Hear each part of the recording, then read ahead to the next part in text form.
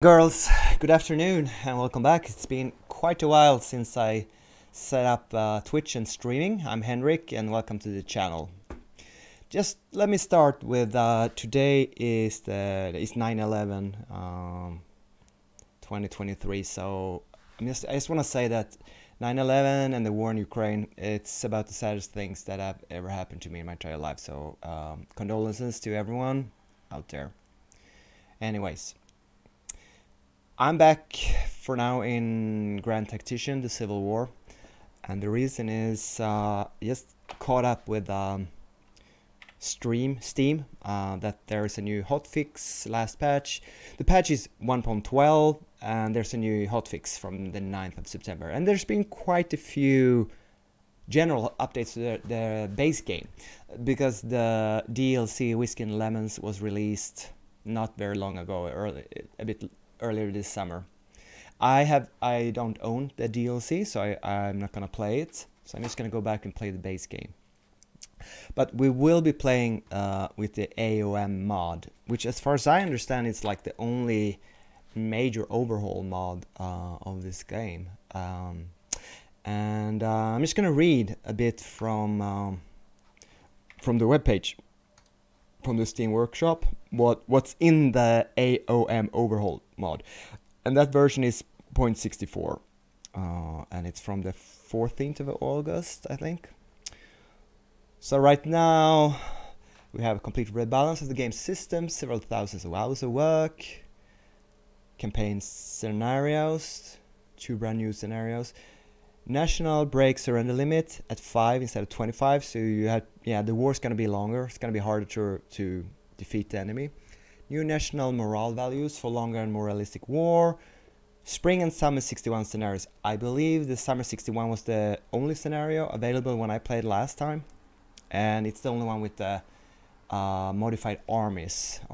New ship names, new regular army system. Yeah, currently Union and CSA only in Summer 61 campaign. So we're going to be playing Summer 61. Custom battle flags, divisional core numbers, and much more. I think that's new since I played. 340 officers with 180 portraits. Locked certain projects behind certain policies. No more machine guns before 1864. That seems like so self-evident. But this might be new as well. Concealment, line of sight rework, work in progress. Building rebalancing, construction speed, upkeep and cost, that might be new as well. Economy overhaul, I think that was underway when I last played, and that might have been a year ago or something. Intelligence rework, readiness overhaul, recruitment overhaul, terrain effects overhaul, cover, fatigue, cohesion, concealment values, battle overhaul, tactical aspect, morale, limiting early war turtling, cohesion, fatigue, experience gain, accuracy, artillery, casualty ratios, and so on. And also I know that the range of the weapons is rebalanced, and it's not such a major step between muskets and reboard muskets and rifled muskets. The range increases much more incrementally, so it's not such an overwhelming advantage to have a little bit better weapons. Battle AI overhaul, improve the AI as much as we can.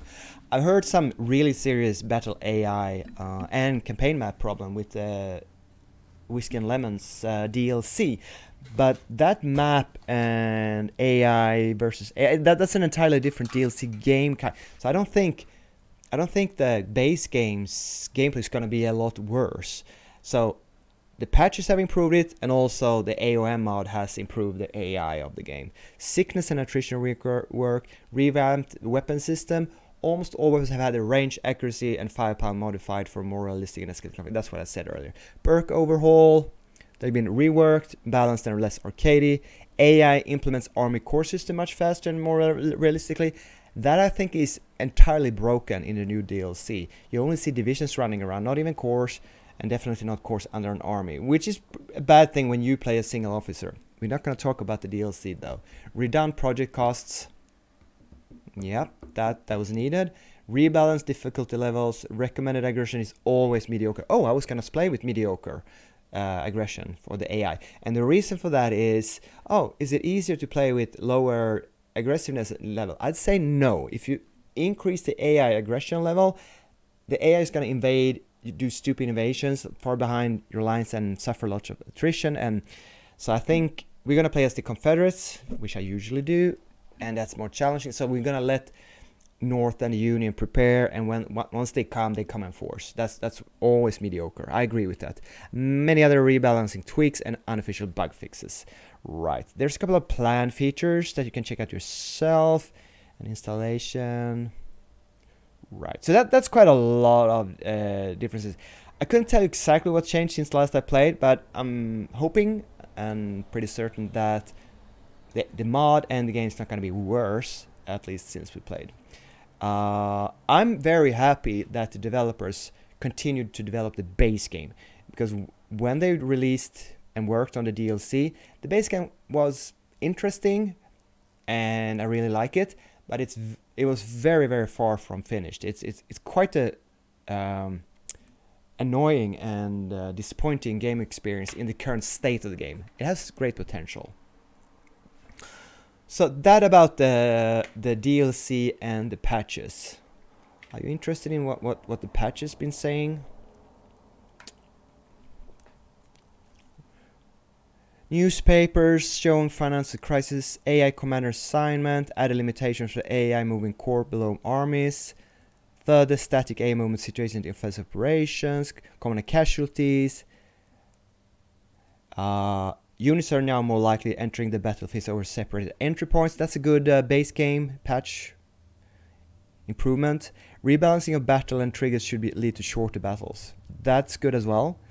When taking over command of units and immediately clicking on the next unit, the panel is stuck. Faster checks to stop units close. Oh, faster checks to stop units close to enemies. Right. Yeah. The game had a tendency to move units like into each other in a very stupid and annoying way. So I hope that works. Yeah, I guess you can just go and check out the patch notes for September 2023 if you're interested. There's quite a few interesting where AI constructing wrong fort levels, general AI rebalancing, armies in defensive moves sometimes stop advancing all support units are ready, yada yada. Yeah, well, if half of those patch notes are true, the game definitely is not going to be worse than before. So let's get into game now, and I think we're going to get a little bit of music going here for that 1861 ambiance. How about that? Another general update on my streaming situation is that my PC is broken and I have to send it back to the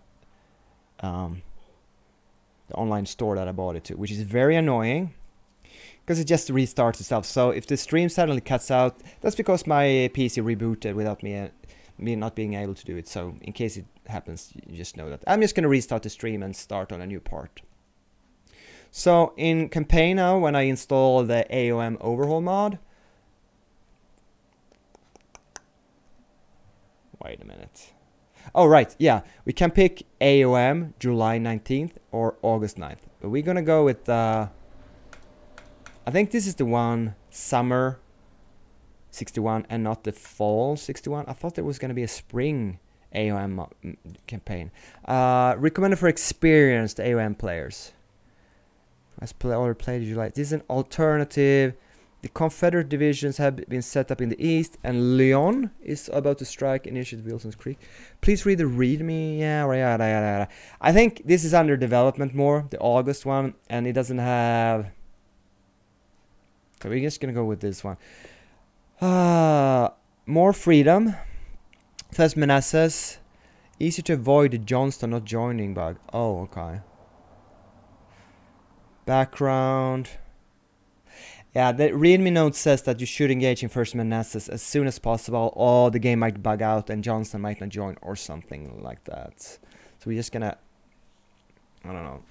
Oh, there's a lot more background info. So, difficulty is gonna be very hard. Aggressiveness mediocre. This is the hardest difficulty level. It increases AI's national morale, recruits, casualty, experience gain, morale recovery, military experience, and fighting spirit.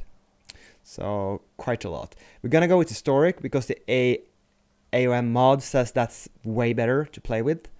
Kansas, a free state, industrialization, and Indian wars. Are those the historical ones? Wait a minute. That's not the historic ones. Wait. I thought Virginia. So you can only pick these, right? Is that it? No, wait. choose random. Wait a minute. Okay, here you can, if you play the vanilla campaign, you can pick, you can choose. If you don't play, right. But if you play the A.O.M, I guess these are the historical ones according to the A.O.M mod. I wasn't aware. I didn't know. I really would say that. Wait a minute. Okay, these are the. I thought. Wait, that Virginia thing is gone. They removed it. All right. So these are the historical ones.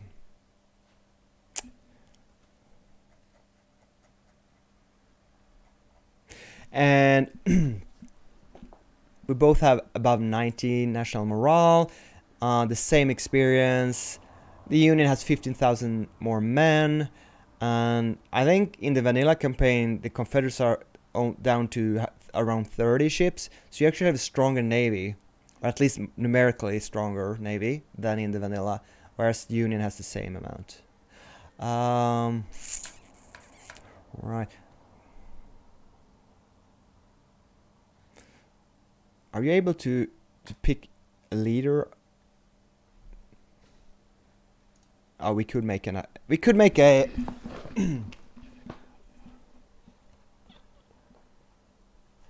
I think we can make a leader here. Can you randomize? We're gonna have a big beard, like myself. That looks like the country and western singer of Kenny Rogers.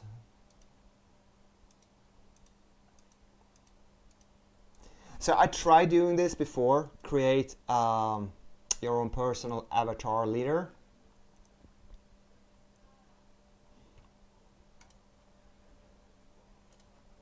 Wait.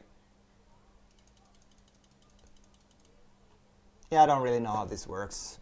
But West Point graduate, veteran, gives fame. So, even if war has changed since then, he knows what to expect when he shall celebrate. I think there's something else going on with picking this trait, not only 1 star of fame. But so, what do we want with our frame? You can pick a different frame as well. Oh, that's not very important. Is it first name and last name? Yeah, we're just gonna make it something.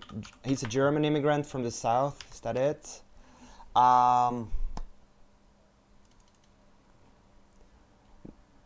What do we want him to be good at? A little bit of each, right? So, right. I think leadership is the most valuable.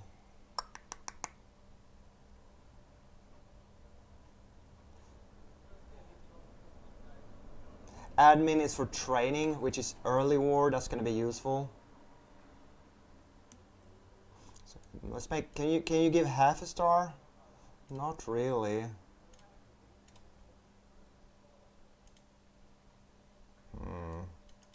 Can you? See, I don't know if I want to do veteran.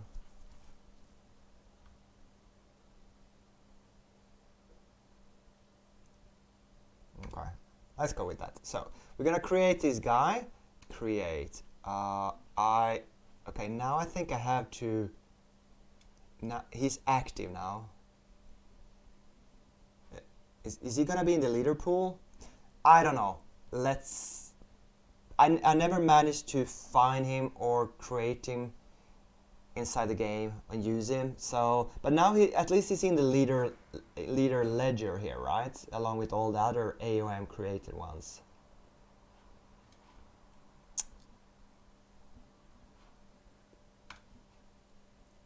Okay, we'll get a little bit of lag there. Quite a lot of lag. Can you tell? All right.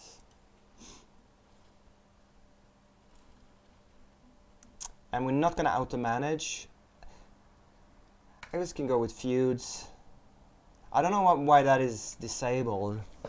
We're definitely going to do order delays, fog of war readiness. But feuds... Oh wait, maybe there is a problem with the A.O.M mod using feuds. So okay, let's go without feuds. So I don't want to mess up.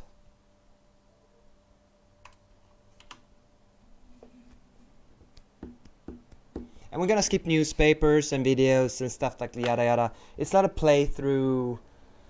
I will expect you to have a basic knowledge of the game. Otherwise, go and check out some other video about the basics of the game. We just gonna play. And I haven't really at all thought out any specific plans.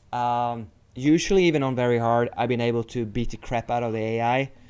Kind of by milking and exploiting. But I had one house rule for myself that in 1861 I didn't build any field fortifications in field battles. In 1862 I built.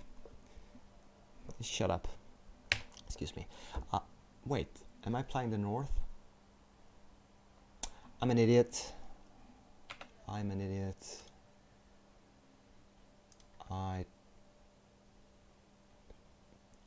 didn't change sides. Sorry about that.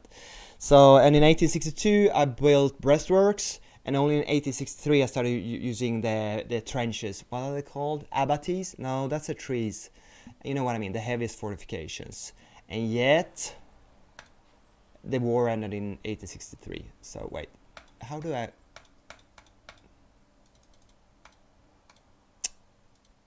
Wait, am I playing the south now?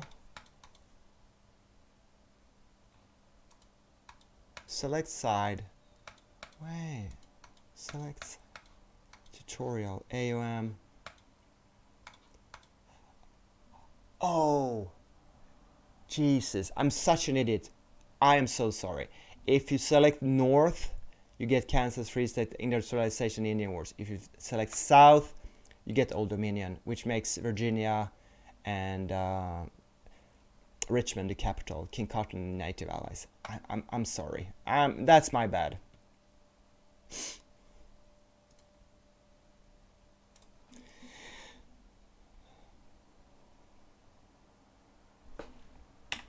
And with that, we're up to, it's only 17 minutes, but I think we're gonna take a short break here, and I'm just gonna jump in part 1, because this is kind of the setup, the background.